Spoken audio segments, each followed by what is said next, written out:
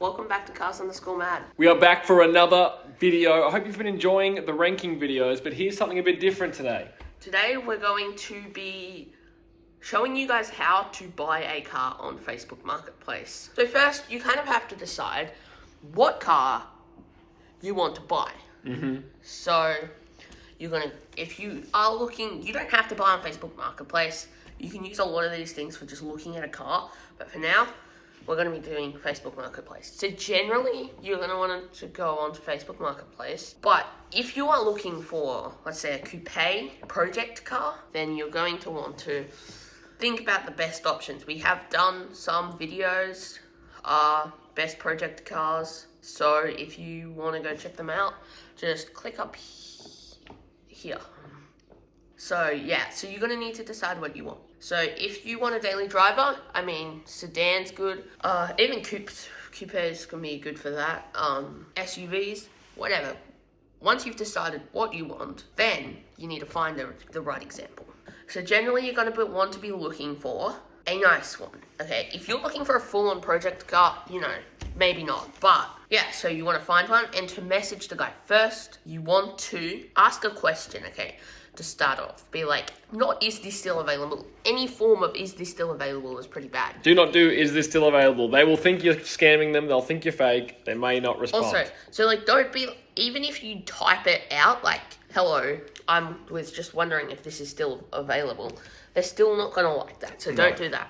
And, so yeah, the best way is generally to ask a question. And this could be, hey, hey, has this car, like, if they didn't provide many details, you can ask what year models is, or how much kilometers, or how long's the rego. Generally, Facebook Marketplace tells you that. But yeah, like, think of something that's not in the listing. Ask that question so they know, okay, this is a legitimate person who actually cares about the car. Make sure it's not in the listing. Don't be an idiot. Yeah.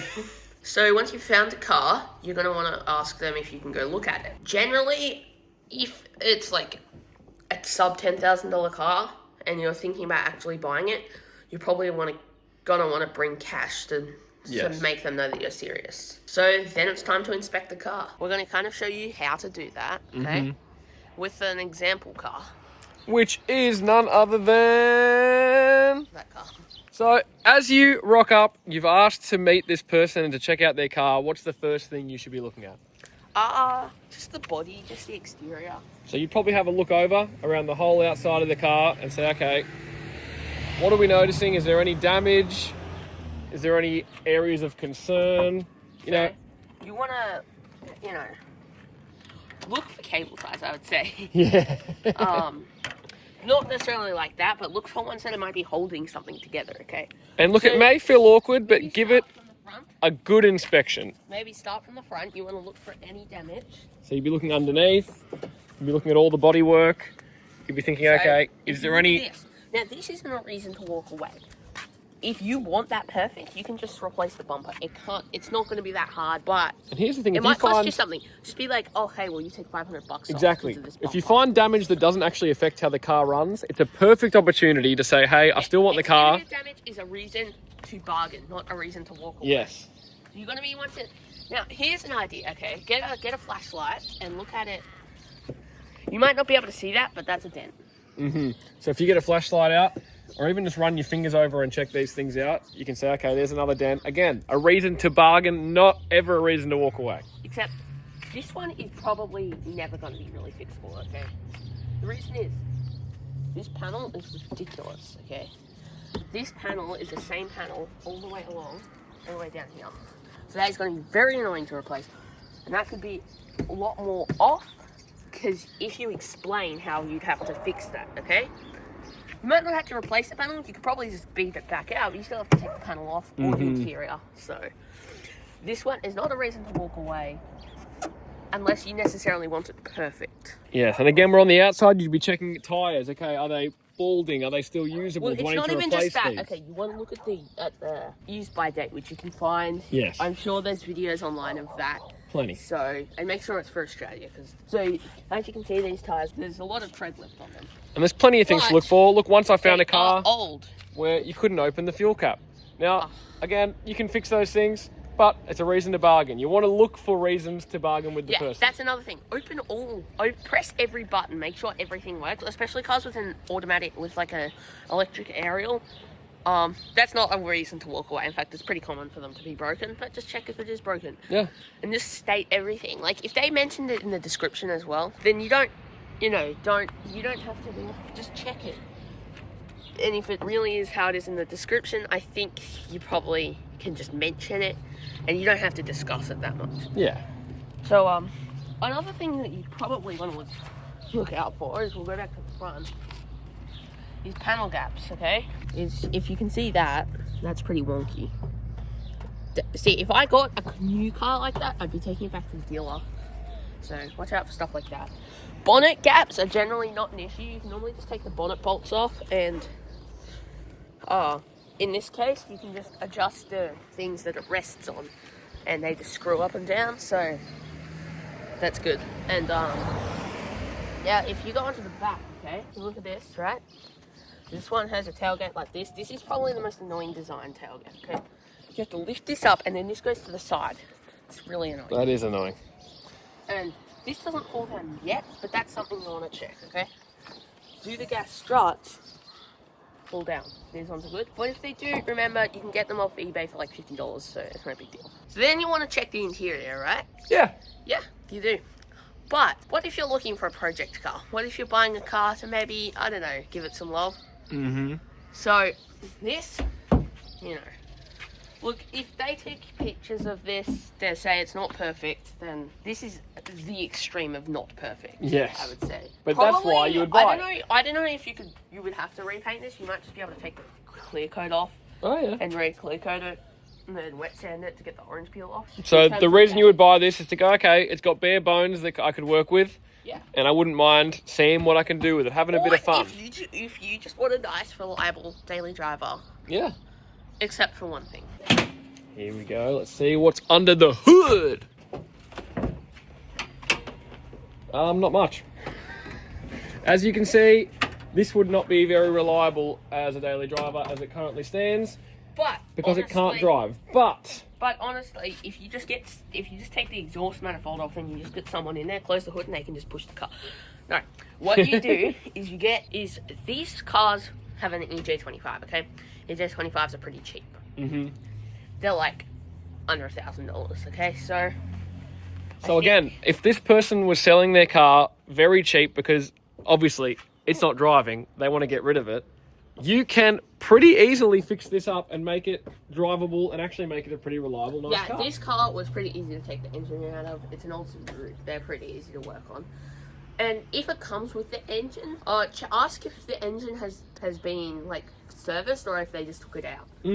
Or if they blew it up, took the old one out and got a new one. Like, check, because you might want to replace valve gaskets, especially with these cars because they have oil leaks.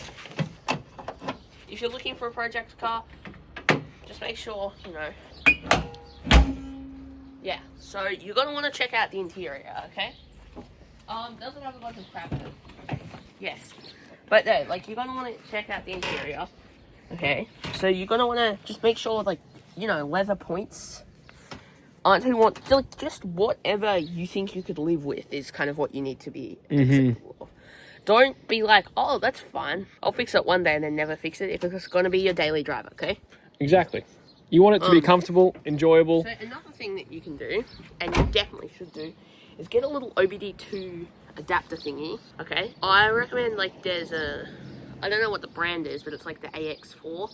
This is not sponsored at all, but, yeah, there's like it's called like the AX4 or something. It's a really compact little one that clicks on it. With these old Subarus, they do not like most OBD2 adapters. Mm-hmm. So, but definitely, you want to make sure you plug it in and check out the codes, because there is always... There's one called Talk Pro. It's available on Windows, iOS, and Android. It's like $5. Definitely recommend it. I think there's always things that are kind of invisible to the eye or that you just wouldn't know until you run it through the codes. Now, how to bargain, okay? That's a good one. Okay, like, there's no harm in offering them something. Oh, yeah. Like, just say, hey, don't lowball them to start with. Be like, Ask your questions first, like we said. Find out a bit about the car. Put the lowest offer in first, because if they reject it, they're not going to want to take a lower offer. Exactly. But don't lowball them. Don't lowball them. So, otherwise for you might instance, lose if a someone sale. says, hey, here's an $8,000 car, don't say, I'll give you $500. That's stupid. But if they say, here's an $8,000 car, maybe you can say, oh, would you do $5,000? Yeah, $5,000 if you found little things. Okay, so let's use this car as an example. Okay, let's say this car was listed for $2,500. Okay, the interior is still a little bit of a work in progress. Okay, but imagine that was good. Okay, it's good interior, so we're just looking at the exterior. Yeah, right. Okay, so imagine that. Okay, that would be annoying to fix. Might be expensive to take this whole panel off. So that's maybe a couple of $100 on a $2,500 car. That's a big percentage. Oh, yeah. This front bit here is honestly a new bumper. That's maybe a few $100s as well, because a bumper is not cheap, but it's not that hard. So, I think that, imagine that, okay? So let's say, okay, you offer them like $1,800 for this car, okay? And that's a fair bargain. You can say to them, hey, I'm just subtracting the money I'm going to have to spend to fix it up. Now, again, you don't need to fix it up. You can still drive the car as it is. For $1,800, and you've got yourself a bargain. And so that's how you work it. You look around and say, okay, approximately how much would this cost me to fix? But that doesn't mean that you have to fix it. You don't have to be like, oh, I'll give you the receipt once I fixed it. No.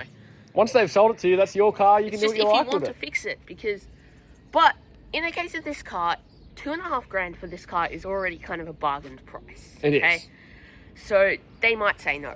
And that's where we're saying be careful with lowballing and then people. maybe just offer them $2,000 in the case of this car. Yeah. If they accept it, I mean, yeah. It's just how it is. It is what it is. If you want it for $2,000, then but don't offer them something that you're not willing to pay. Don't be like, all right, I'll pay you $2,500.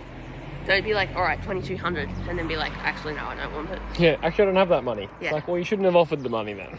Yeah.